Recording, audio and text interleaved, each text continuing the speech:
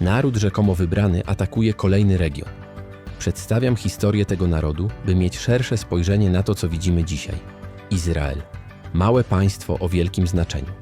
Jedni mówią naród wybrany, inni pytają przez kogo i do czego, a jeszcze inni próbują zrozumieć, jak to się stało, że historia tej ziemi tak bardzo wpłynęła na dzieje całego świata. Zacznijmy od początku. I to naprawdę od początku. Gdzieś 4000 lat temu, według Biblii, pewien człowiek imieniem Abraham usłyszał głos Boga.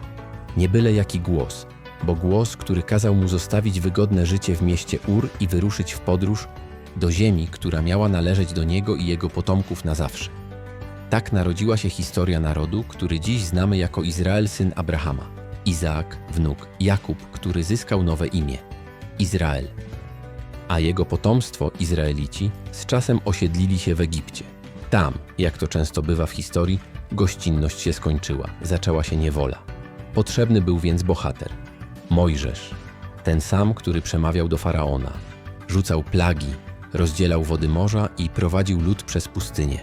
40 lat wędrówki, czyli tyle, ile dzisiaj niektórzy czekają na decyzję urzędu. Izraelici wracają do ziemi obiecanej. Ale jak można się domyślić, ktoś tam już mieszkał, więc trzeba było to miejsce odzyskać.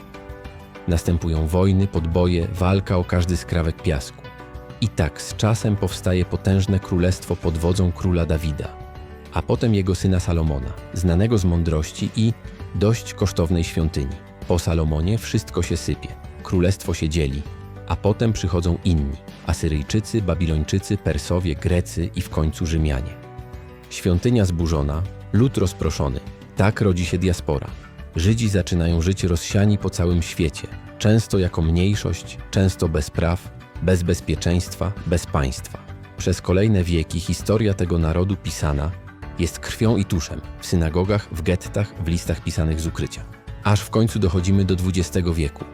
Europa płonie. Nadchodzi II wojna światowa i najczarniejszy rozdział historii – Holokaust. Około 6 milionów Żydów zostaje zamordowanych przez nazistów. Świat milczy. Potem się budzi. Zbyt późno. Po wojnie świat zaczyna się zastanawiać, co zrobić, żeby nigdy więcej. I wtedy na scenę wchodzi pomysł, który dla jednych był marzeniem, a dla innych początkiem tragedii. Stworzenie państwa Izrael. Miejsce? Palestyna. Teren historycznie związany z Żydami, ale od wieków zamieszkany przez ludność arabską, Palestyńczyków. W 1947 roku Organizacja Narodów Zjednoczonych postanawia: dzielimy ziemię na dwa państwa, żydowskie i arabskie. Żydzi się zgadzają, Arabowie nie. Gdy w maju 1948 roku Żydzi ogłaszają niepodległość Izraela, sąsiednie państwa arabskie natychmiast wypowiadają wojnę. Ale Izrael nie tylko się broni. Izrael wygrywa. I z każdym kolejnym konfliktem zdobywa coraz więcej terytorium.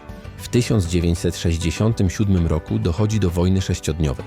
Izrael zdobywa wzgórza Golan, strefę Gazy, zachodni brzeg Jordanu i wschodnią Jerozolimę. Granice się rozciągają, a mapa robi się coraz bardziej skomplikowana. Palestyńczycy są wypierani, osiedla żydowskie powstają na terenach okupowanych, a ONZ pisze rezolucje, które kończą w szufladach. W kolejnych dekadach dochodzi do dwóch powstań Palestyńczyków, tzw. intifad. Pojawiają się porozumienia pokojowe, które albo kończą się szybciej niż się zaczęły, albo zamieniają się w kolejne punkty sporne. Między jednym a drugim rozejmem są kolejne naloty, zamachy, ostrzały i kolejne ofiary. Izrael przez te lata wyrasta na mocarstwo, nie tylko militarne, ale także technologiczne. Ma jedną z najnowocześniejszych armii świata, wsparcie Stanów Zjednoczonych i prawdopodobnie broń atomową, choć oficjalnie nikt o tym nie mówi. Ale mimo tego wszystkiego żyje w stanie ciągłego zagrożenia. Bo po drugiej stronie są nie tylko Palestyńczycy, ale też Iran, Hezbollah, a czasem i opinia publiczna świata, która coraz częściej zaczyna pytać, czy ta historia nie wymaga jednak nowego scenariusza? W międzyczasie Izrael zbudował mur oddzielający go od zachodniego brzegu. Niektórzy mówią, to konieczność, inni to apartheid. Jedni widzą w Izraelu jedyne demokratyczne państwo regionu, inni kraj okupujący cudzą ziemię i odmawiający równości, prawda? Jak zawsze zależy od tego, kogo zapytasz.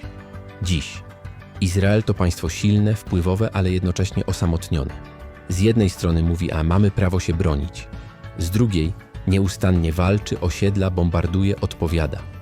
Pytanie tylko, czy walczy o przetrwanie, czy o dominację.